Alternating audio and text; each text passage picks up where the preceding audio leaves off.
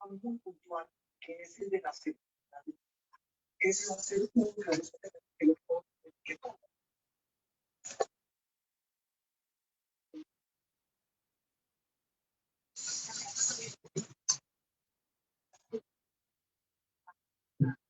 Y yo te quiero explicar sobre la canción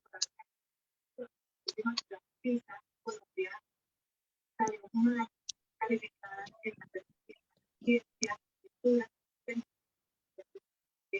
el programa que para mejorar esos niveles de educación.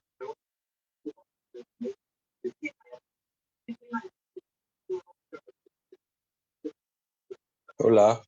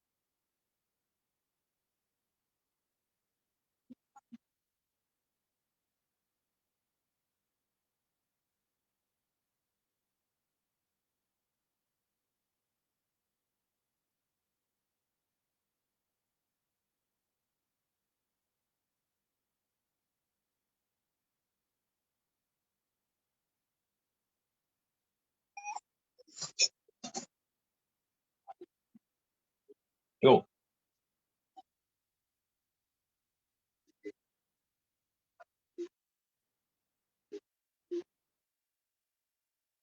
Estimados participantes, por favor, mantener los micrófonos y videos apagados, por favor.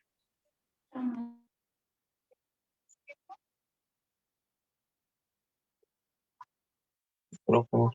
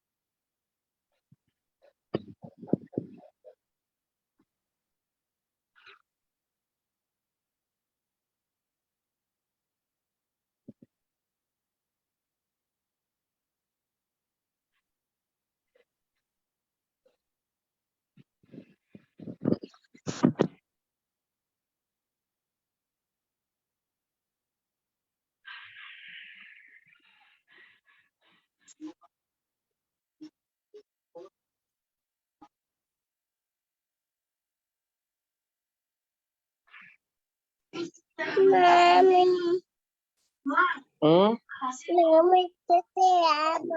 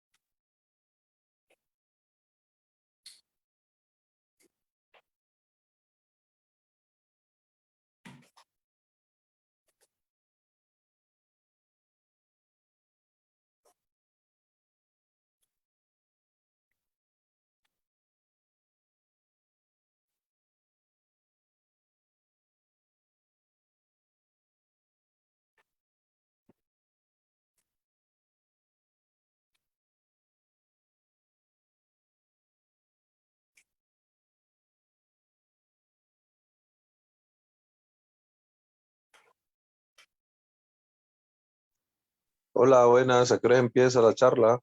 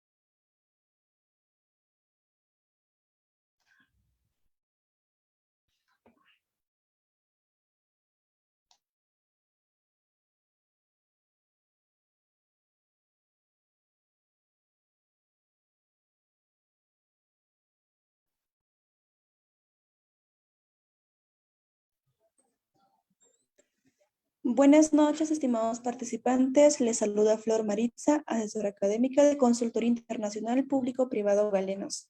Agradezco la participación de cada uno de ustedes al curso Precáncer de vulva, vagina, ano y pene. La ponencia de esta noche estará a cargo del doctor Milton Ávila Arias. Antes de comenzar con la ponencia, les dejo algunas recomendaciones. Por favor, mantener los micrófonos y cámaras apagadas a menos que el doctor solicite su participación. Para los participantes que desean solicitar la clase grabada, material de estudio y la certificación, les voy a dejar los números en el chat. Cualquier duda o consulta que tengan los va a responder el doctor al finalizar la ponencia. Buenas noches, doctor. Le doy pase a su ponencia.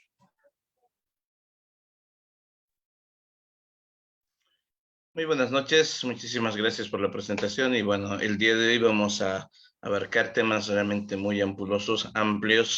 Bueno, espero en este caso dar los puntos clave y el resumen justamente de cada uno de estos tópicos que hay en la parte de las neoplasias, que en este caso son neoplasias premalignas las que vamos a ir revisando, ¿ok? Bueno, esperemos que se escuche bien el micrófono. Si es que se escucha adecuadamente, pues les agradecería bastante poderlo expresar en el chat. Ahí tenemos el chat para que ustedes puedan interactuar, puedan preguntar si es que se les ocurre alguna pregunta en el transcurso de la ponencia, pues ustedes pueden colocarlo en el mismo. Bien, vamos a ver si estamos vivos hoy día y atentos. Si se escucha claramente, pues perfecto, vamos a estar, en este caso voy a estar viendo lo que es el chat. Vamos, alguna respuesta por ahí, si es que se escucha bien, si es que no voy a tener que revisar el micrófono. Sí, doctor, se le escucha muy bien. Ah, excelente, gracias, muy amable, listo. Ahora sí, entonces enseguida les comparto la presentación y arrancamos con la sesión del día de hoy. Bien, vamos a ver.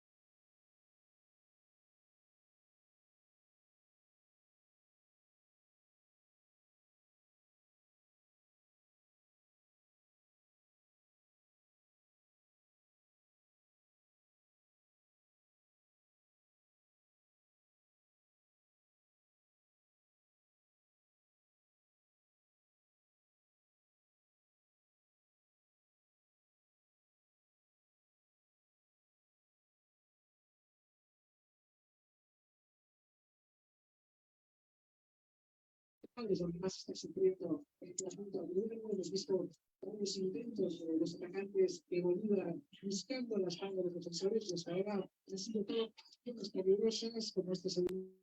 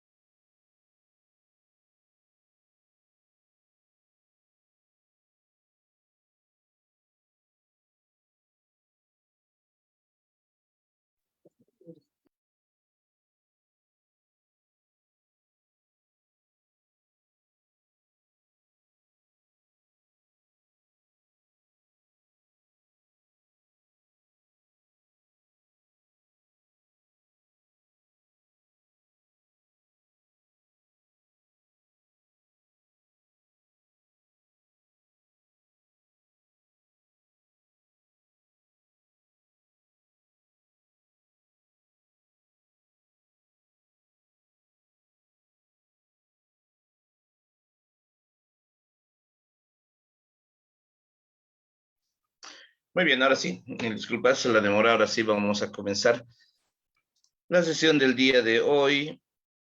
Y bueno, es un tema realmente amplio, extenso, por la misma forma en cuestión a lo que es la misma clasificación, el mismo manejo.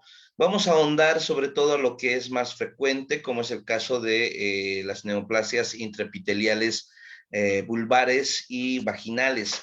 En ano y pene son realmente estaciones sumamente poco frecuentes, así que bueno, en el tema no se va a ahondar mucho, así que se va solamente abarcar tópicos. No, no, pues yo tampoco está llorando.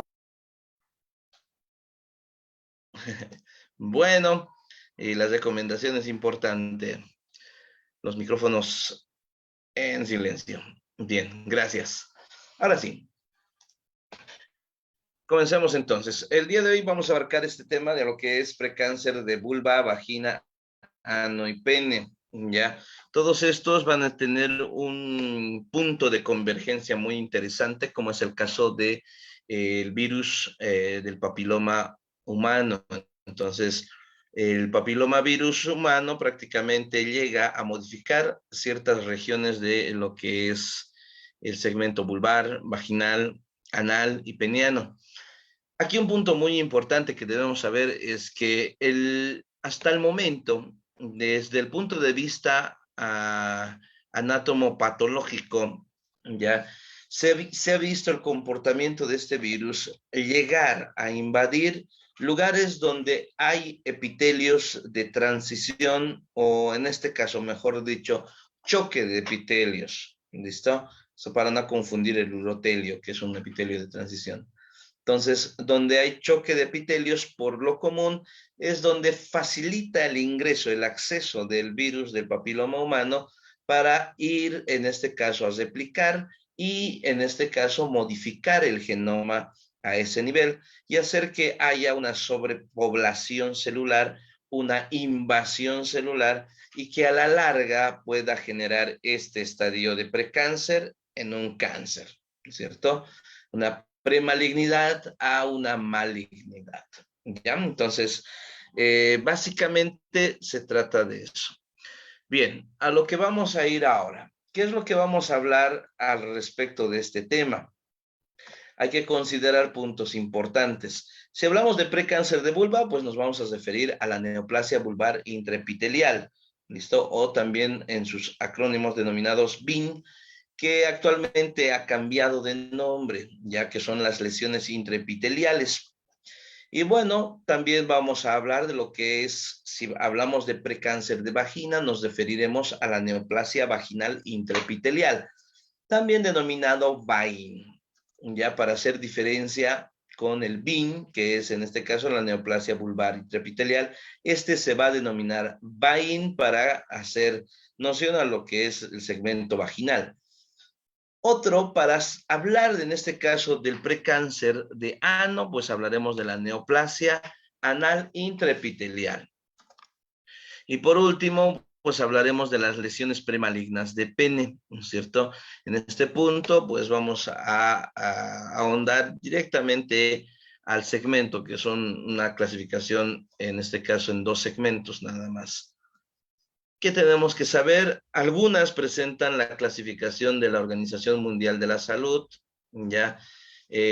Otras ya van a modificarse con la clasificación de la Federación Internacional de Ginecología Obstetricia, ¿ya? La FIGO, o en este caso también hay la FASGO, y bueno, hay diferentes, en este caso, ideas. Bien, donde va a haber este tipo de modificaciones. Bien, va a haber en este caso, vamos a hablar de lo que son los tipos, algunos factores pronósticos, clínicas, sobre todo diagnóstico, y la parte terapéutica, ya de los más frecuentes, sobre todo de lo que es la neoplasia vulvar y la neoplasia vaginal intraepitelial. Bien. Entonces, comencemos con la neoplasia vulvar intraepitelial. Cuando hablamos de esta neoplasia, pues nos vamos a referir actualmente esta neoplasia vulvar intraepitelial cambia de nombre para denominarse lesiones escamosas intraepiteliales vulvares, los denominados SIL. Por eso anteriormente denominadas neoplasias intraepitelial vulvar, la VIN, ¿cierto? Actualmente es la SIL, que son un grupo de afecciones premalignas, son un paso a la malignidad de todo lo que es el campo vulvar. Para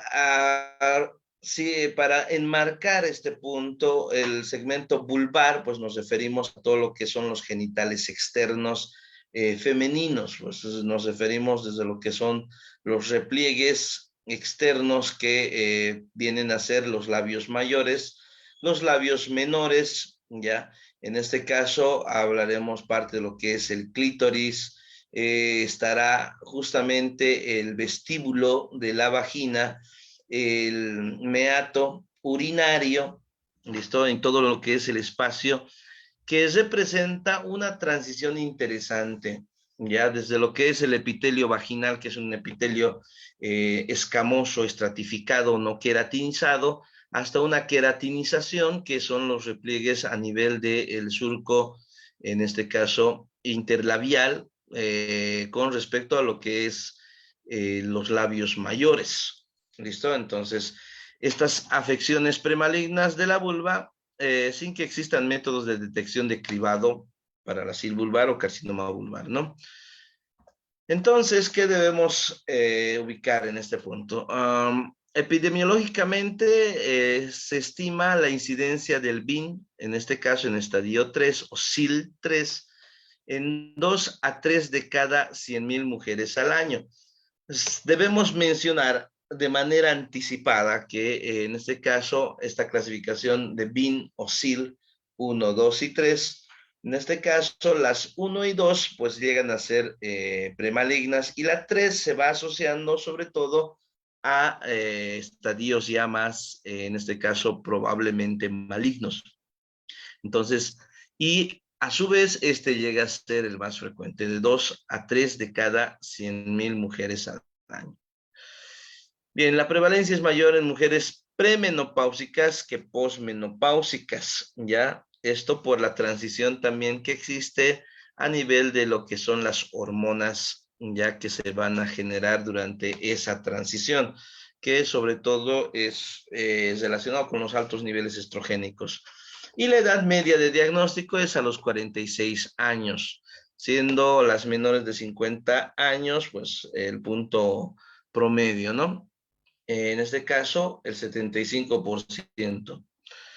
Bien, para esto, ¿qué debemos saber? El carcinoma escamoso de vulva comprende dos entidades que llegan a ser etiopatogénicas. En este caso, las causas. Uno, la infección, ¿ya?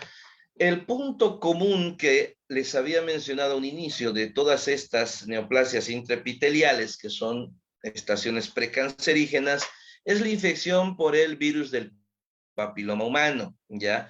Que se asocia causalmente a una proporción de estos carcinomas, de estas en este caso preneoplasias, hacia lo que son las neoplasias.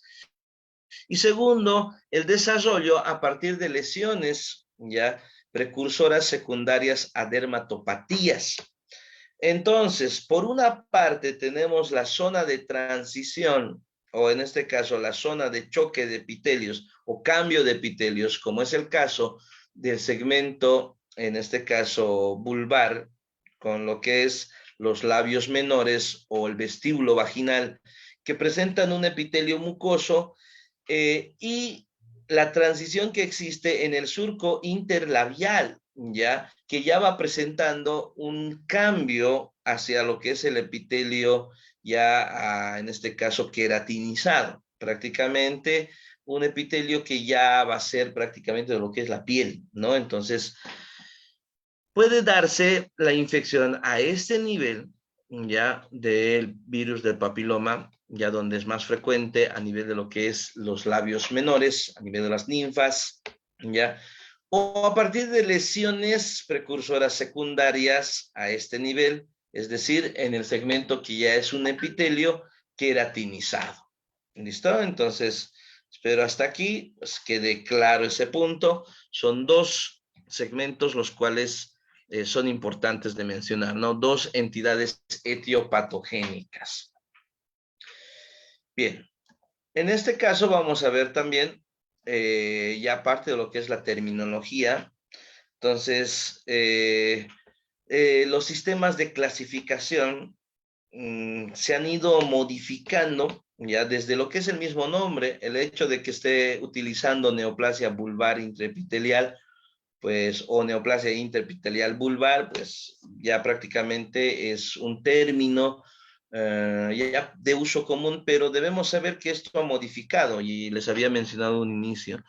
Esto sobre todo por las sociedades internacionales que existen, en este caso la Sociedad Internacional para el Estudio de la Enfermedad Vulvovaginal, ¿ya? En el 2015 ya prácticamente lo cataloga como la SIL, la lesión intraepitelial, ¿cierto? Entonces, escamosa. Entonces la divide la SIL vulvar en una lesión intraepitelial escamosa de bajo grado, ya, a light, en este caso anteriormente considerada como la BIN 1, y la lesión intraepitelial escamosa de alto grado. ¿Listo? Entonces, a esta pues entra dentro de lo que es el parámetro de la BIN 2 y BIN 3, que vamos a ver más adelante sus características. Y por último, considera un BIN diferenciado, ¿ya? Que en este caso es el BIN simple, ¿ya? Que presenta características igual particulares. Entonces, para lo que es la terminología, esta lesión intraepitelial escamosa de bajo grado, ¿ya? Es una lesión vulvar que presenta condilomas acuminados, ¿ya? Que son condilomas que presentan, en este caso, pedículos, ¿ya? Presentan verrugas anogenitales y estas van a ser eximidas de lo que es una lesión premaligna. Habíamos dicho que sobre todo la BIN 3, que en este caso sería la lesión intraepitelial escamosa de alto grado, es considerada como una lesión premaligna porque puede virar hacia ese punto. ¿Listo? Entonces aquí, la lesión intraepitelial de alto grado de la vulva o vulvar, que prácticamente es la BIN también habitual, es considerada una lesión, mejor dicho, premaligna, ¿ya? Entonces, este va a existir en un subtipo basaloide, nos referimos sobre todo a lo que es el estrato basal, por eso se llama basaloide, similares o semejantes a células cúbicas, cuboides del estrato basal de estos epitelios, ¿ya? Y verrucoso o condilomatoso ya cuando presentan solevantamientos o una hiperproliferación de los últimos estratos, ¿ya? Entonces puede haber ese tipo de combinación. Y el diferenciado, que es en este caso anteriormente denominado el BIN simple, que incluye lesiones no asociadas al PBH, pero sí con las dermatosis vulvares como el líquen escleroso, ya que puede ser sobre todo de origen micótico, ya, de origen bacteriano, ¿listo? Entonces, que se exoneran desde el punto de vista viral. De acuerdo a la Organización Mundial de la Salud, pues se presenta esta clasificación. Entonces, se tienen tumores epiteliales, ¿ya? Y entre estos estarán los tumores de células escamosas y precursores. Ahí ingresa lo que son los SILs, ¿listo? En este caso de bajo grado y de alto grado. A ellas, pues, incluimos, en este caso, introducimos a lo que son los carcinomas de células escamosas, los queratinizantes, no queratinizantes, basaloides, los warty, los verrucosos, ¿ya? Entonces, ya en este caso se está refiriendo a las transiciones que hay entre lo que es el epitelio mucoso y el queratinizado. También hay el carcinoma de células basales, las lesiones escamosas benignas, como el condiloma acuminado, el papiloma vestibular, la queratosis seborreica, entre otros. Entonces, aquí ya tenemos una clasificación de la Organización Mundial de la Salud. Veamos algunos factores de riesgo y prevención. Los factores de riesgo para aquella que nos preocupa, en este caso, que nos interesa porque llega a ser una precursora, una precancerígena, ¿ya? Es en este caso el BIN 2 o BIN 3 o la lesión interepitelial escamosa de alto grado. Estos factores de riesgo pues incluyen fuertemente a este virus, que es el virus del papiloma humano. Ya está en la mayoría de los casos, lo están catalogando como el agente, en este caso causal, ¿no? Se necesita una exposición por contacto sexual, ya incluyendo el contacto genital, anal u oral con la vulva. La penetración vaginal no es necesaria para transmitir el PBH, ¿listo? Ya que también puede, en este caso, ocurrir por fomites. El de bajo grado se suele asociar miren, aquí hay algo muy interesante al respecto, similar a lo que sucede en lo que es el cáncer o la lesión intraepitelial, ya, de lo que es el cuello uterino, similar, ya también ahí tenemos como factor de riesgo lo que es la PBH o la BPH, ¿ya? Entonces, hay un grupo dentro de lo que es la microbiología, dentro de lo que es la parte de la virología, de aquellos que tienen más riesgo de ser cancerígenos y aquellos que son de menor riesgo. Es por eso que aquellas lesiones intraepiteliales escamosas de bajo grado se asocian a subtipos de bajo riesgo cancerígeno, como es el caso de la BPH6, el serotipo 6 y 11, ¿ya? Y una de las minorías está como, en este caso, relacionado con aquellos de alto riesgo, como es la 16, 18 y 31, que se asocia sobre todo a cáncer de cuello uterino, ¿cierto? En este caso también se asocia a las lesiones premalignas de la vulva. Y bien, las de alto grado, pues va a presentar asociación con la BPH de alto riesgo, ya como la 16, 18, y así también la 31, 33, 45, 52 y 58, ¿ya? En este caso, las vacunas contra la BPH tetravalente y monovalente cubren estos tipos que son de bajo riesgo y adicionalmente en la monovalente incluyen estos de alto riesgo, ¿ya? Entonces, aquí un punto de prevención importante. Primero, como factor de riesgo, el virus. Y como factor preventivo, pues la vacuna, ¿no? Bien, otro factor de riesgo prácticamente para estos de alto grado es el tabaco. Recordemos muy bien que el tabaco, en específico la nicotina, es la sustancia que más neoplasias produce, ya en diferentes niveles. Inclusive para el cáncer de cuello uterino también está asociado los niveles de nicotina elevados, ya entonces se asocia a lo que es la lesión intraepitelial escamosa y también una recurrencia con la enfermedad. También se puede asociar a la persistencia que existe con el PBH, ¿listo? O BPH. Bien, también existe como factor de riesgo ya la inmunodeficiencia. Esto, las pacientes con VIH padecen, en este caso más frecuentemente, este tipo de neoplasias, ¿no?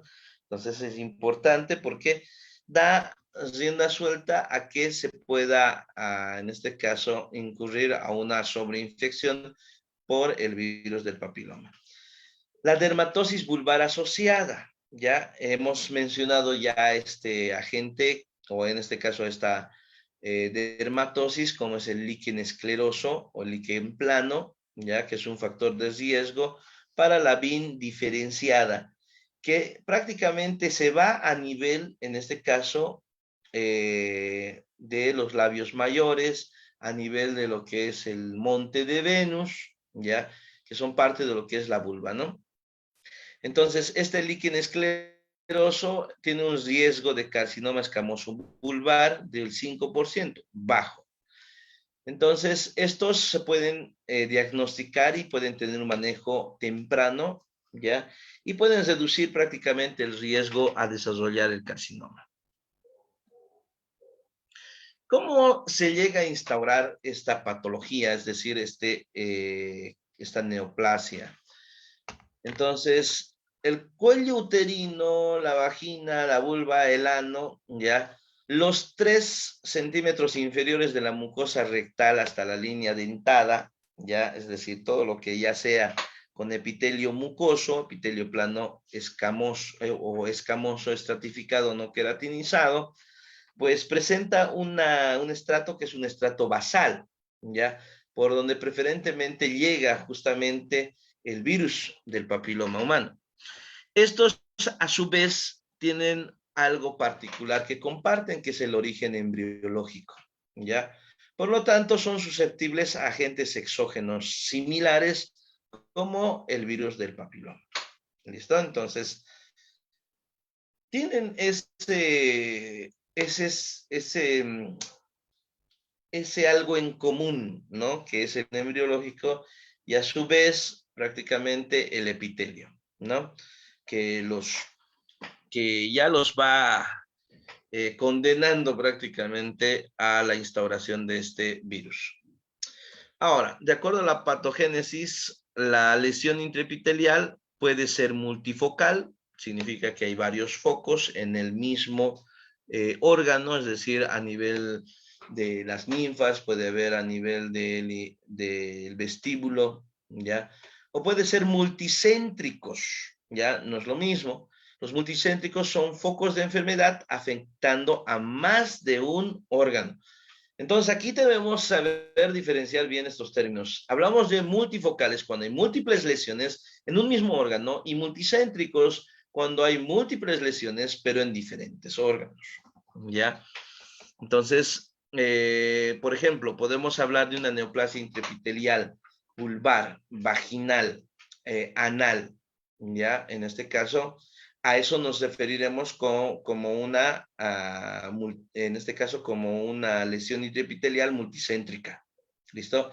Pero si decimos que hay múltiples lesiones, ¿ya? A nivel de solamente la vulva, pues será multifocal. Bueno, eso lo tenemos que entender bastante bien, ¿no? Bien, entonces la lesión intraepitelial ya de bajo grado ya está producido por tipos de PBH de baja oncogénesis. Eso lo hemos mencionado a un inicio.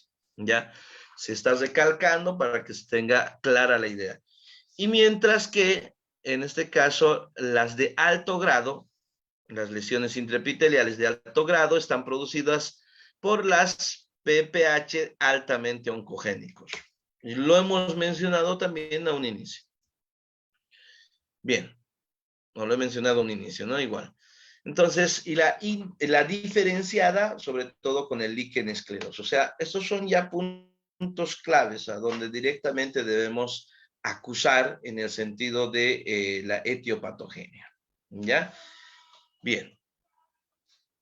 Ahora aquí también podemos mencionar, si hablamos solamente de la neoplasia vulvar intraepitelial, pues suele ser unifocal y unicéntrica. Significa que solamente hay un foco a nivel de lo que es la BIN diferenciada o la SIL diferenciada.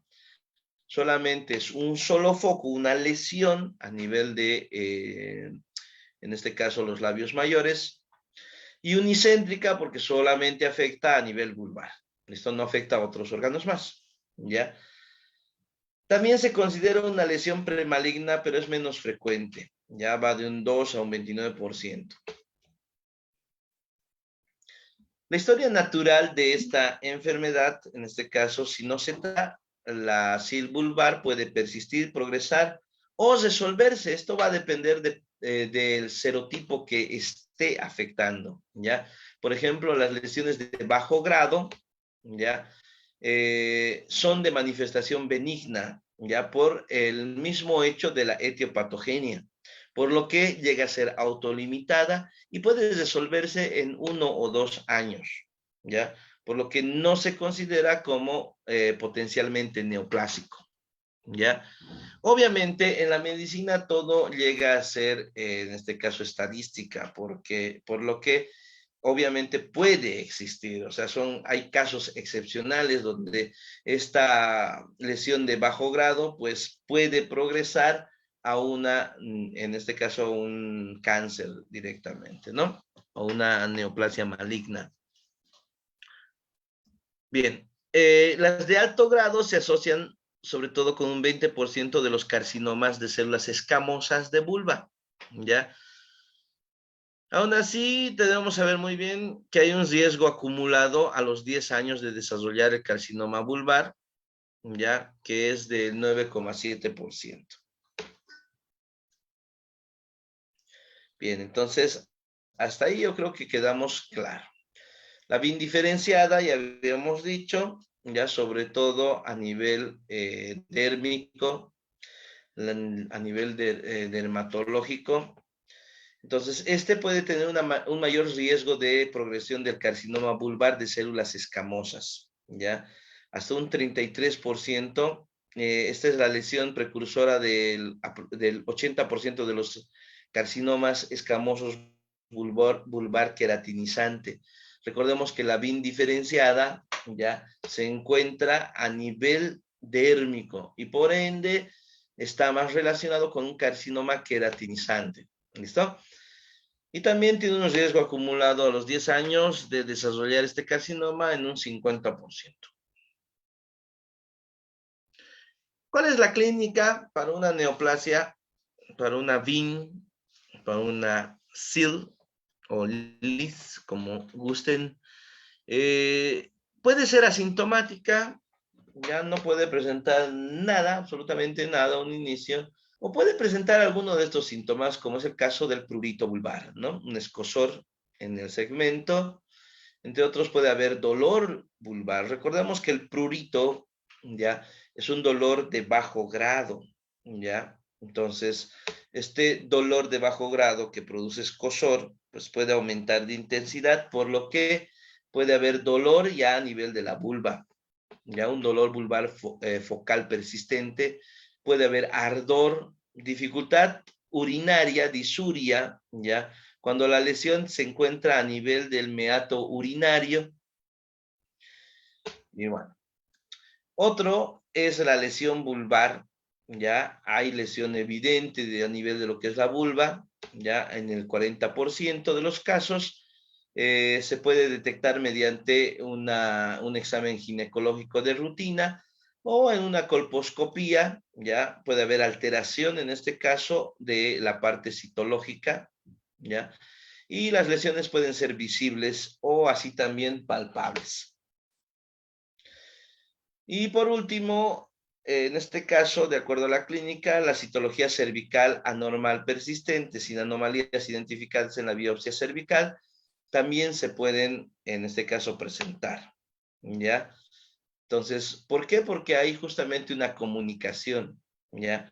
A nivel vaginal y a nivel, en este caso, cervical, ¿ya? Entonces hay una en este segmento de la vulva con la vagina y así también por vecindad, si vemos muy bien, a partir de lo que es el perine con el ano. ¿Cómo diagnosticamos? Pues lo primero que debemos mencionar en este caso es la anamnesis, un interrogatorio sumamente exhaustivo. Se debe buscar algunos síntomas, ya factores de riesgo que puedan desarrollar esta patología. ¿Listo? Tenemos que saber si la paciente es fumadora, ya habíamos dicho, con el problema de la nicotina, si hay inmunosupresión, ya, o el estado de la vacunación contra la VPH. El examen físico ginecológico es sumamente importante, ya al momento de inspeccionar puede haber algunas lesiones a nivel vulvar, ya cambios en el color, masas, ulceraciones. Se acuerdan muy bien que la mayoría de las neoplasias hacen un solo levantamiento, es decir, una tumoración, por eso se llama tumor. ¿Listo? Pueden ser multifocales, hemos dicho lesiones en diferentes, en este caso en diferentes lugares, pero del mismo órgano, a nivel de lo que es la vulva. Y bueno, al examen físico también podemos ver verrugas, ¿ya? Lesiones elevadas, que pueden tener un halo rojizo o rosa gris o de color marrón. También puede haber lesiones en forma de mancha, maculares, ya en las superficies mucosas, y pues no hay una apariencia clínica patognomónica, o sea, no es nada patognomónico. Aquí lo que se debe hacer posteriormente a esto es un estudio ya, en este caso laboratorial. Ya vamos a ver enseguida. ¿Dónde se da este examen? Ya se debe utilizar en este caso al momento de hacer el examen físico los surcos interlabiales. ¿Ya? El surco interlabial, que es el límite entre el labio mayor y el labio menor, pues es un punto de partida para poder ver si es que hay lesiones intraepiteliales o neoplasia vulvar intraepitelial diferenciada. Pasamos a la horquilla posterior, ya que está en vecindad al periné. La horquilla posterior todavía sigue presentando un epitelio mucoso y si es vecindad del periné, el periné tiene una superficie que es de piel, un epitelio queratinizado. Entonces, ese lugar pues puede dar, en este caso, una neoplasia de tipo 1, 2 o 3. ¿Listo? Si es muy extensa, se puede confluir la lesión. Pueden empezar a unir y formar como una especie de mapas en el segmento. Puede afectar labios mayores, menores, piel perianal, ¿ya? Puede haber condilomas acuminados, que son verrugas genitales, ¿ya? Y bueno, hasta ahí el examen físico, ¿ya? Y prácticamente se debe ir distinguiendo si estamos hablando de una de alto grado, diferenciado, un carcinoma, ¿ya? Esto puede presentarse como una placa, úlcera o masa, ¿ya? O puede coexistir ambos en el mismo paciente, ¿ya?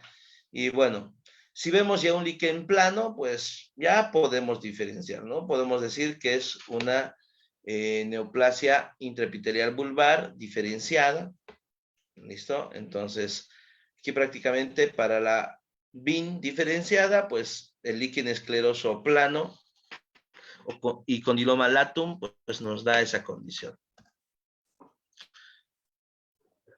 Posteriormente a ello, podemos echar de mano de lo que es la colposcopía. Ya esto cuando hay lesiones subclínicas, es decir, poco aparentes, ¿ya? Entonces, ahí se puede utilizar el ácido acético, ¿ya? Recordemos que el ácido acético, pues, te demarca lugares que cambian morfológicamente, ¿ya? A nivel de lo que es el epitelio en la parte superficial. Entonces, la colposcopía puede ser acompañada por un estudio de ácido acético. En la colposcopía, en este caso, hay ciertas características. Uno, la lesión vulvar visible, ¿ya? Esto con la ayuda de lo que es el colposcopio, ya se pueden detectar las lesiones, obviamente porque tiene la capacidad de ampliar la imagen, ya no solamente porque se está viendo, no se puede ver a simple vista, entonces se puede ampliar la imagen. Síntomas persistentes compatibles con la sil vulvar, como el prurito, ¿ya? Entonces ahí también se pueden ver segmentos enrojecidos, ¿ya? Alguna dermatitis, una vulvodina, una candidiasis, ¿ya? Se puede ver también en este caso citología cervical anormal persistente, ya como una neoplasia interepitelial cervical. Esto porque se está utilizando el ácido acético, ¿no? Entonces, una colposcopía pues va desde afuera, va hasta lo que es el segmento vaginal, hasta nivel, en este caso, cervical. Se hace un estudio completo, ¿ya? A pesar de que el término colposcopía se refiere directamente a la visualización, en este caso vaginal. Colpos significa vagina, ¿no es cierto? Pero bueno, esos son términos estrictamente ya etimológicos. Bien. Veamos en este caso, una vez que se pueda detectar la lesión, se debe realizar, en este caso, la biopsia, ¿ya? Para cualquier lesión sugestiva vulvar, ¿ya? Que se puede identificar macroscópicamente o por medio de la colposcopía, se debe hacer biopsia. Entonces, el diagnóstico definitivo de la lesión intraepitelial, ya escamosa vulvar, se realiza tras estudio histológico. Ya, entonces va a haber prácticamente una transformación de, en este caso, el estrato basal de estos epitelios. La biopsia se va a ver esos cambios, pero que todavía no son infiltrativos. Cuando son infiltrativos ya nos estamos refiriendo a una neoplasia maligna, ¿no? Con respecto a lo que es el tratamiento, pues tenemos que ver que las de bajo grado ya llegan a ser lesiones no precancerosas. Por lo tanto, no se deben considerar como potencialmente neoplásicas y no necesitan tratamiento. Ya hemos indicado cuánto tiempo puede permanecer y luego desaparecer. Puede ser autolimitado, ya en la mayoría de los casos. Obviamente hay excepciones, ¿no? Entonces, ¿cuánto tiempo? Más o menos de 1 a 2 años, ¿cierto? Es lo que habíamos mencionado anteriormente. Por eso en el tratamiento, si es de bajo grado, pues nada. Ahora, cuando ya son de alto grado, pues aquí ya debemos actuar adecuadamente. Entonces, aquí se debe realizar un buen diagnóstico. El diagnóstico ya por colposcopía, por biopsias, ya se sabe prácticamente que es una enfermedad invasiva, ¿ya? O probablemente invasiva. Entonces, se debe realizar 3 tipos de tratamiento. Pueden haber 3 tipos de tratamiento. Uno, que es la escisión, ¿ya? Recordemos que una escisión se refiere a retirar tejido, en este caso, tejido alterado con parte de tejido sano. Eso es escisión, ¿no? La terapia de ablativa también en el segmento y tratamiento tópico. Entonces, ¿a qué se refiere cada uno de estos segmentos? Primero, la escisión. Si hablamos de escisión, nos referimos a una escisión local amplia, que es el más utilizado. Se reseca la lesión con un margen de 1 centímetro. Eso hemos dicho, hemos mencionado, ¿ya? Que es la remoción del segmento más un límite aproximado de tejido sano de 1 centímetro. Eso se llama margen. Entonces, se trata de preservar la anatomía y la función global de todo el segmento. ¿Listo? Y bueno, también hay la vulvectomía simple o total, que es la extirpación de toda la vulva junto con tejidos perineales.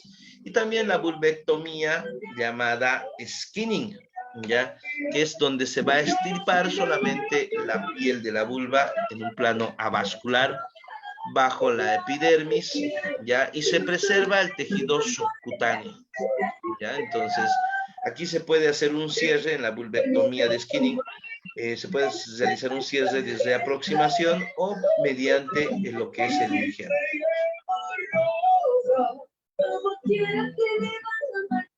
Muy bien. Perdón, como... Ahora sí, gracias. No lo estaba escuchando porque yo mismo había puesto... Alguien la está pasando bomba por ahí, ¿no?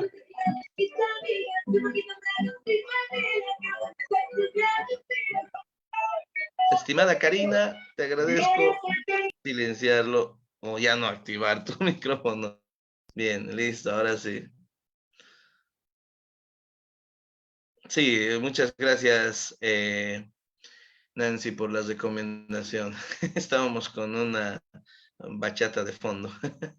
Bueno, no lo he podido distinguir porque tenía también ruido de fondo, así que lo he silenciado, pero bueno, ahora sí. Creo que ya estamos bien, ¿no? Perfecto. Ay, Dios. Bueno, gracias por el mensaje, ¿listo? Bueno, la recomendación sigue todavía en pie. Estimados colegas, por favor, no activar abruptamente el micrófono, y peor si tienen música de fondo. Ok, listo, sigamos.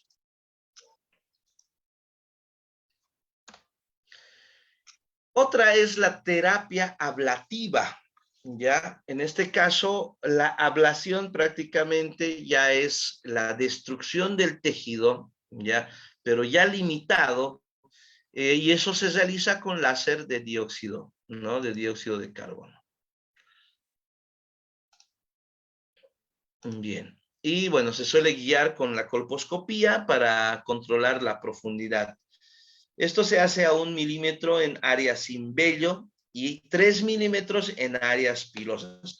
Recordamos muy bien que en áreas que no tienen vello, ya prácticamente es 1 milímetro la distancia en la que se puede encontrar la membrana basal, ¿ya? Y eso, todavía 1 milímetro a veces suele ser un poco muy, en este caso, grueso, pero bueno, 1 milímetro en este caso es el estándar, hasta que se llegue justamente a membrana basal, o perdón, sí, membrana basal, células en este caso del estrato basal, y justamente en áreas pilosas, esto es obviamente un poco más profundo, ¿cierto? ¿Por qué? Porque estamos hablando de áreas donde tienen pelo, y si hay áreas donde hay pelo, pues son áreas que tienen un epitelio plano estratificado, queratinizado, y el estrato, en este caso córneo, tiene más allá de 30 capas, entonces es un segmento sumamente grueso. Por eso es que hasta aquí 3 milímetros llega a ser la profundidad que se debe transcurrir con el láser de dióxido de carbono. Y se realiza también una vaporización profunda, ya que puede producir algunas cicatrices hipertróficas, pero en este caso no desarrollar más allá, ¿no? El tratamiento tópico, y eso para la mayoría de las lesiones, ya para las neoplasias intraepiteliales, es en este caso el imiquimod, ya el imiquimod, que es sobre todo utilizado para las lesiones de alto grado, recurrentes, y a veces como tratamiento inicial. ¿Listo? Entonces, se prefiere justamente este lisante del segmento, un exfoliante prácticamente en términos más sencillos, ¿ya? Pacientes que tienen lesiones cercanas al clítoris, que prefieren evitar la escisión y la ablación. O sea, imagínense, pues una lesión a nivel de clítoris, pues prácticamente el mismo tratamiento es doloroso, ¿ya? Si es que se hace escisión o ablación, porque es un segmento sumamente inervado, ¿ya? Sumamente inervado. Y esto se puede mantener hasta 16 semanas, hasta que pueda, en este caso, ir actuando el medicamento y bueno, haciendo que desaparezca esta lesión, ¿no? También el fluorouracilo, pero en raras ocasiones, ¿ya? Esto cuando ya la terapia con imiquimod o en este caso la ablación, en este caso ha fallado, pero en este caso hay que ver muy bien lo que son los efectos secundarios locales, que muchas veces son difíciles de tolerar, como es el caso del enrojecimiento, la excitación, ¿no es cierto? Que suelen producir dolores en el segmento, entonces este tratamiento es un poco molesto, ¿ya? Pero bueno, se utiliza en el caso de que lo demás haya fallado. Bueno, sumamente largo, pero es el molde para, en este caso, las demás, en este caso, lesiones que vamos a ver. Bien. Vamos con lo que es la neoplasia vaginal intraepitelial, el VAIN también denominado. Entonces, esta neoplasia vaginal intraepitelial se define por la presencia de atipia de células escamosas en la vagina, pero sin invasión. Recordemos que si se respeta la membrana basal, es una lesión, en este caso, no infiltrativa, por lo tanto, no cancerígena, ¿ya? Entonces, aquí hay una atipia, es decir, un cambio, ya un cambio morfológico de las células escamosas, ya a nivel vaginal. Bien, ¿qué es lo que pasa? Esto es sumamente infrecuente, la neoplasia vaginal es infrecuente, se da, miren, de 0,2 a 0,3 casos en cada 100,000 mujeres, es infrecuente. La edad media es de 43 a 60 años, también en las etapas pre- y posmenopáusicas, similares a la anterior, porque juegan un papel importante e interesante a nivel de lo que es la parte hormonal, ¿no? En pacientes sometidas a histerectomía por neoplasia intraepitelial cervical, la incidencia posterior va aumentando un poco, ¿no? Entonces va aumentando un poco porque en este caso suele, al momento de quitar justamente este segmento que es el útero, el influjo hormonal ya no cae bajo este órgano, sino cae en el que sigue. ya, y el que sigue prácticamente es la vagina, ¿no? Entonces tiene que llegar a un lado. Cuando ya no hay el órgano diana de estas hormonas, pues estas hormonas se van a concentrar en otro segmento, como es el caso de la vagina. Bien, ¿cómo clasificamos? Pues vamos de acuerdo a la profundidad de afectación epitelial. Podemos definir como una neoplasia de grado 1 que afecta al tercio inferior del epitelio de la vagina. ¿Listo? Y estas pueden ser provocadas por el virus del papiloma humano no oncogénicos. ¿Ya? Entonces, es como en el anterior caso, ¿no? Similar. La VAIN de grado 2, ya que afecta a los 2/3 del epitelio, y la tipo 3 que involucra más allá de los 2/3, ¿no? Si dividimos esto en 3 partes, ya, entonces vamos con lo que es la superficie, entonces tercio inferior, ya en el segmento, VAIN 1, 2, 2/3, y 3 ya todo, global, ¿no? O más de los 2/3 del epitelio. El carcinoma in situ, que abarca todo el espesor del epitelio, ya incluye lo que es la VAIN 3, ya.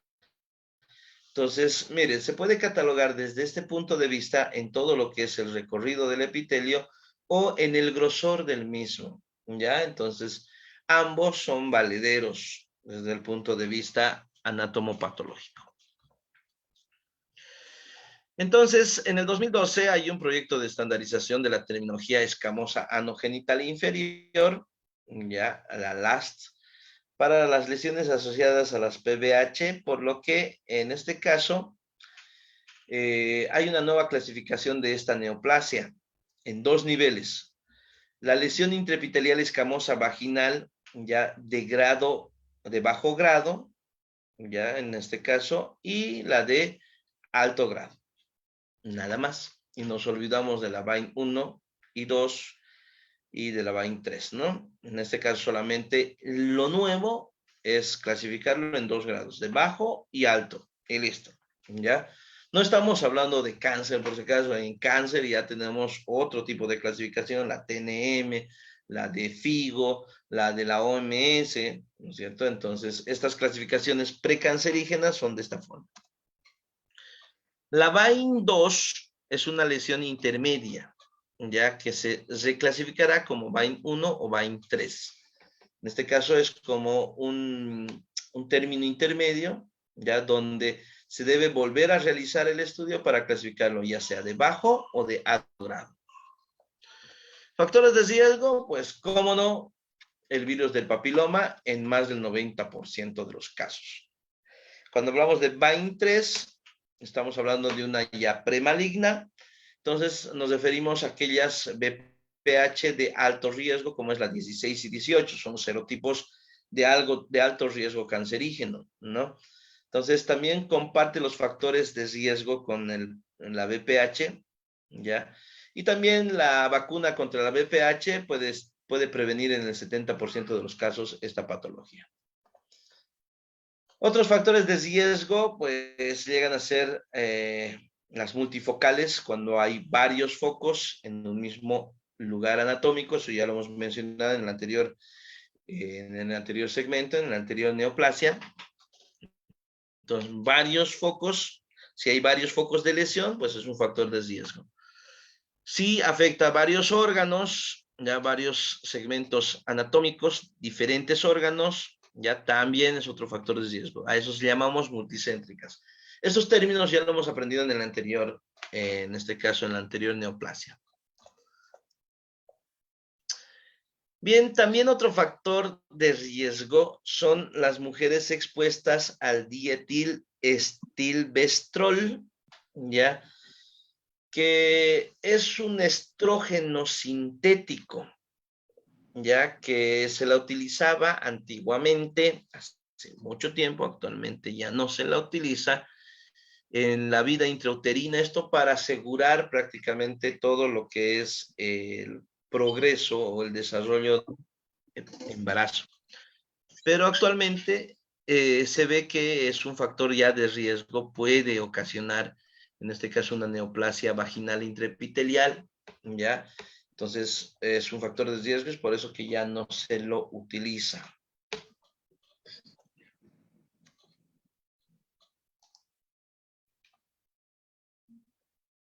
Bien. Continuamos. También estas pacientes pueden tener adenosis vaginal atípica o adenocarcinoma de células claras, esto por el influjo hormonal sobre todo. Otros factores de riesgo, pues la inmunodeficiencia, sobre todo la adquirida, el VIH y pues altos niveles de nicotina.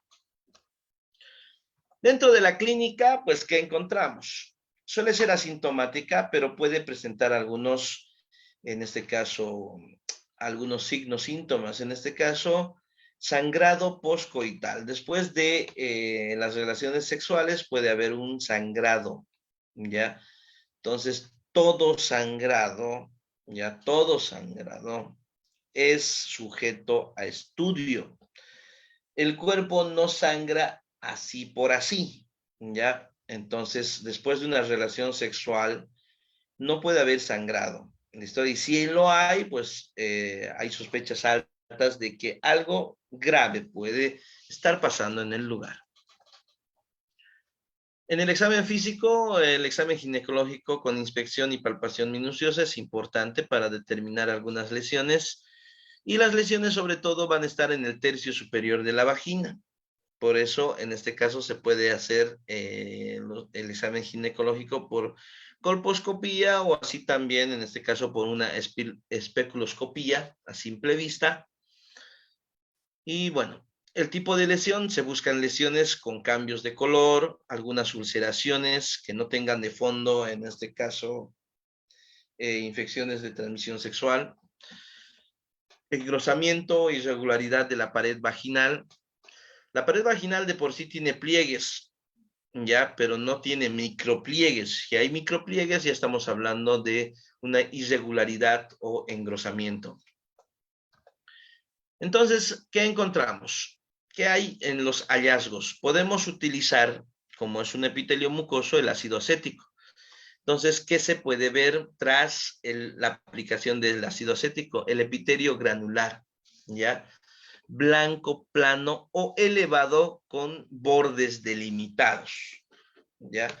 Recuerden que si se ve claro, bien y bonito, es una neoplasia, en este caso benigna, o en este caso que no conlleva mayor problema, ¿no es cierto? Se puede interactuar, se puede actuar en el momento, ¿listo? Entonces, pero si es una lesión con bordes irregulares, ya sumamente elevado, ya una coloración, en este caso, bastante marcada, pues ahí ya debemos estar sumamente alertas porque estaríamos ya en una neoplasia ya maligna, ¿no?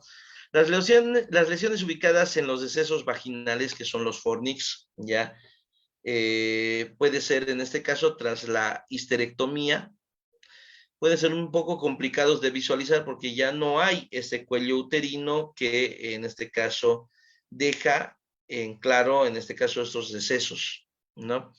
Se puede hacer también el test de Schiller o la tinción con Lugol para poder detectar las lesiones y confirmar los límites antes de una escisión.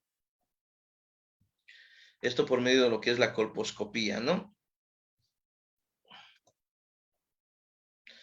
Se hace biopsia ya cuando tenemos o identificamos los lugares, en este caso alterados, del epitelio mucoso. Entonces se prepara el lugar de biopsia con yodo o clorexidina, ya se administra anestesia local con la lidocaína al 1%, y en las lesiones que presentan un pedículo, las sésiles, ya se pueden emplear la pinza en sacabocados, ya para poder realizar en este caso estas biopsias. Se hace hemostasia con nitrato de plata o una solución de sulfato férrico. y si persiste el sangrado después de la biopsia, se realiza sutura, ¿no? Bien, ¿cómo hacemos el manejo de esta neoplasia? Aquellas de bajo grado, ya, aquellas de bajo grado, o que son de tipo Bain 1 o Bain 12 clasificadas como 1, ya, se debe tener una actitud expectante, ya que como son, en este caso, de bajo grado, pueden resolverse por sí mismas, ¿ya? En mujeres posmenopáusicas hay que ver, en este caso, la asociación con cambios atróficos y pues responden a tratamientos con estrógenos tópicos. Las de alto grado ya se deben considerar, en este caso, peligrosas, ¿ya? Y por lo tanto, se debe hacer tratamiento de escisión, ablación y terapia tópica y radioterapia. Bien, vamos con los últimos y lo vamos a hacer de manera rápida, ¿ya? Vamos con lo que es la neoplasia intraepitelial anal. Bien, ya estamos sobre hora. Bueno, esta neoplasia intraepitelial anal, en este caso el NIA, ya es poco frecuente, ya, y sobre todo se da ante lesiones repetitivas en el lugar. Eso significa en aquellos que presentan relaciones sexuales por esta vía. Por lo común se asocia bastante a aquellos que tienen la conducta sexual de tipo homosexual, ¿no es cierto? En este caso, la comunidad LGTB, por ejemplo, ¿no es cierto? Que ante este tipo de relaciones, pues puede haber el contacto directo con lo que es el virus del papiloma con el segmento mucoso y también lesiones repetitivas del segmento que pueden también despertar este tipo de neoplasias. Hay una zona de transición o de transformación, ya que es a nivel del segmento anal de las columnas, prácticamente las columnas de Morgagni, las columnas anales o de Morgagni, que hacen que haya una transición de un epitelio plano estratificado ya a un epitelio columnar. De este epitelio columnar pasa a ser un epitelio que es un epitelio estratificado. Entonces, este epitelio estratificado, queratinizado, en transición con este epitelio columnar y en transición con este epitelio mucoso, pues es un tremendo lugar favorito para el PBH o VPH, para el papiloma humano. Entonces, hay similitudes y habíamos mencionado una de ellas que es el origen embriológico entre lo que es el cervix y ano, que nos sirve para comprender, en este caso, la forma en la que se va a desarrollar esta patología. Entonces, tienen factores de riesgo en común también, la misma susceptibilidad en este caso, al VPH. El sistema de Bethesda de igual forma, con medio de lo que es la infiltración que existe. ¿Listo? No tiene una unión mucocutánea en el cervix, pero sí presenta a nivel, la unión mucocutánea a nivel de lo que es el ano. La columna anal es sumamente especial, porque si se dan cuenta hay un epitelio plano estratificado no queratinizado, columnar, y luego epitelio, en este caso, plano estratificado queratinizado, ¿no? A nivel de lo que es el recto, hacia arriba tenemos un epitelio columnar de igual forma. ¿Listo? Un epitelio columnar, un epitelio cilíndrico simple. ¿Ya? Entonces, en una pequeña transición hay un epitelio de tipo mucoso y luego nuevamente columnar. ¿Ya? En este caso, que son las columnas de Morgagni. Bien, entonces, aquí existen en este tipo... hay una terminología colposcópica a nivel del cuello uterino, aquí no, obviamente, ya, porque el estudio es distinto.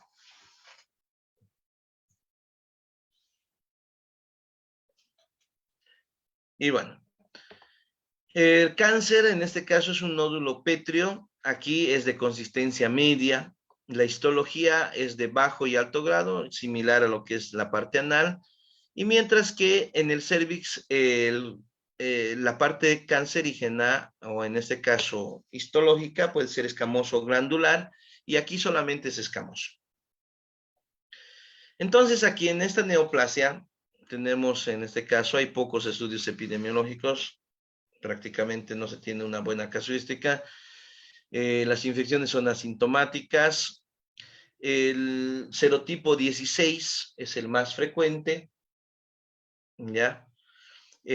También hay una relación en este caso, hay un mayor riesgo de desarrollar cáncer anal con respecto a lo que son las lesiones precursoras.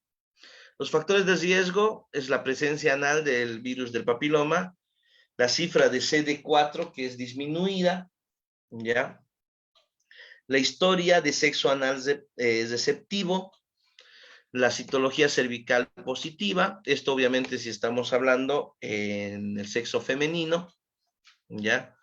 Y bueno, dentro de lo que es la clasificación, pues se puede clasificar en neoplasia intraepitelial anal de grado 1, ya siendo anormalidades del núcleo que incluyen el tercio distal del epitelio, de grado 2 cuando hay en los 2/3 del epitelio, y grado 3, similar a la anterior que hemos visto, ¿no? Entonces, básicamente se parecen bastante, ¿no?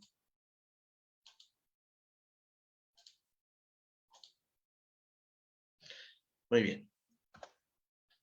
Con respecto al diagnóstico, se realiza mediante estudio histopatológico, ¿ya? Entonces, esta neoplasia no muestra ningún signo clínico específico, como eritema, áreas de leucoplasia, ni nada. Se debe hacer citología anal, ya en este caso se coloca lo que se introduce el citobrush, que es el cepillo, en el canal anal, ya se realiza por lo menos de 10 a 12 rotaciones, y luego se pueden clasificar los resultados en la microscopía de acuerdo a lo que es el sistema Bethesda, ¿no? Que es un poco antiguo, pero se sigue utilizando. Se utiliza también la anoscopía, ya que es una herramienta útil para identificar la neoplasia subclínica. Entonces, esto sobre todo no es utilizado, este método no los realiza cualquier médico, sino especialistas, los proctólogos prácticamente pueden realizar este tipo de estudio, es especializado. Entonces, se coloca el colposcopio a 30 centímetros del ano, hay una toma de citología anal, se coloca en este caso el anoscopio, y se aplica ácido acético al 3% en la piel perianal, también para poder observar las lesiones que existan. También se puede utilizar la prueba de Lugol y tiene una interpretación similar a lo que es la colposcopía. Y bueno, con el ácido acético se puede presenciar este tipo de lesiones blanquecinas que te dicen que hay, en este caso, un problema ahí, ¿no? Y bueno, con respecto a lo que es el tratamiento, pues se puede hacer escisión, lo mismo, se puede hacer escisión, la parte quirúrgica, que es recomendable. Se puede hacer también con la parte tópica, una inmunomodulación con el imiquimod, ¿ya? También se puede realizar un tratamiento basado en la vacuna de la VPH. La terapia fotodinámica, ¿ya? Que es en este caso similar a lo que es el láser, pero con ultravioletas. En este caso, también la ablación local con láser, con argón, la crioterapia, también la aplicación del fluoruracilo, si es que todo lo demás ha fallado, ¿no? Similar. Y por último, la neoplasia intraepitelial de pene, ya que esto prácticamente lo vamos a mencionar en términos sencillos porque no es tan frecuente, ya. Esta condición precancerosa más frecuente del pene, que es la neoplasia, solamente a este nivel, ya, también llamada carcinoma in situ de pene. Hay dos formas de presentación: la neoplasia intraepitelial del pene en el glande, a nivel de lo que es la cabeza, o a nivel del prepucio. Y la otra, que es a nivel del cuerpo, Miren, si se dan cuenta aquí, en el glande o en el prepucio, que presenta en este caso un epitelio ya mucoso prácticamente, ya se denomina como eritroplasia de Queyrat. Mientras que en la neoplasia intraepitelial ya del cuerpo, pues ya hablamos de un segmento que es queratinizado, es la enfermedad de Bowen. Factores de riesgo similares a los de, en este caso, la anterior. Sin embargo, aquí uno de ellos que se va acotando es la fimosis, que es el estrechamiento de lo que es el prepucio, donde se va acumulando una gran cantidad de esmegma, que es un caldo de cultivo para cualquier microorganismo, ¿no? La mala higiene genital, el sistema inmunológico debilitado, cuando no, la nicotina en altas dosis, y en este caso múltiples parejas sexuales, obviamente en relación con el virus de papiloma. No estar circuncidado, eso está entre comillas, ¿ya? Pues prácticamente si no hay fimosis y hay una retracción del prepucio, ¿ya? Y una buena higiene, pues esto no es necesario, ¿no? Y la irritación crónica o inflamación e infección del pene, otro factor de riesgo. Con respecto a lo que es el diagnóstico, signos y síntomas, ya en el segmento, la lesión prácticamente, dentro de las pruebas diagnósticas, la historia clínica, el examen físico y la biopsia, ¿no? Similar a la anterior. Y con respecto al tratamiento, la cirugía micrográfica de Mohs, que es una escisión de la capa horizontal sucesiva de tejido, un examen microscópico de la capa de sección congelada, la aplicación de crema del ciclofluoruracilo, en el último de los casos, porque también aquí se utiliza el imiquimod al 5%. También se puede utilizar la terapia láser como la criocirugía. Y bueno, hemos corrido en este último segmento, pero he descrito con lujo de detalles en la primera parte, porque si se han dado cuenta, siendo la más frecuente, ha sido el molde para seguir lo demás, ¿no es cierto? Y bueno, hasta aquí, si hay alguna duda, es un tema sumamente largo, pero bueno, hemos intentado realizar y con las disculpas del caso, pues de los participantes que han activado el micrófono. Voy a Bueno, pensar José, accidentalmente. quisiera hacer una pregunta en cuanto al IMIQMOC, el cáncer de vulva o las lesiones precancerígenas de vulva y de vagina. ¿Cómo sería el tratamiento, dosis, cuántos días? Ya, el imiquimod en este caso es tópico, ya viene en concentraciones, en este caso al 5%, que demanda más o menos 5, en este caso miligramos, o bueno, al 5% directamente, ¿no es cierto? Entonces la aplicación por lo menos se realiza cada 3 horas durante el día en la primera dosis de ataque. Luego se realiza en este caso, 12 horas y luego una vez al día. Esto por lo menos durante, en este caso, 16 días, que es el lapso de 2 semanas, ¿ya? 2 semanas y media, ¿ya? Y el tratamiento, por lo común, pues abarca alrededor de por lo menos 1 o 2 meses como tal. Entonces, eso en término medio, ¿no? Si en este caso se puede observar mediante, en este caso, el examen ginecológico, ya, si se observa que todavía aún queda, se prolonga por lo menos por el lapso de un mes más la aplicación del imiquimod. Es la forma en la que se utiliza, por lo menos lo utilizamos acá. Ok, muchas gracias. Ahora, tengo una duda. Yo me inscribí para el estudio de colposcopía, el diplomado. Esta parte de las lesiones precancerígenas, ¿es un preámbulo o, no sé, quisiera que me... Esa es la parte de administración, seguramente lo van a decir, pero sí, prácticamente es como un preámbulo de lo que es este curso. Entonces, Es parte de lo que es el temario, ya en el módulo que la institución maneja, ya, y prácticamente yo he sido invitado justamente en este segmento, ¿no? Para que pueda desarrollar este tema.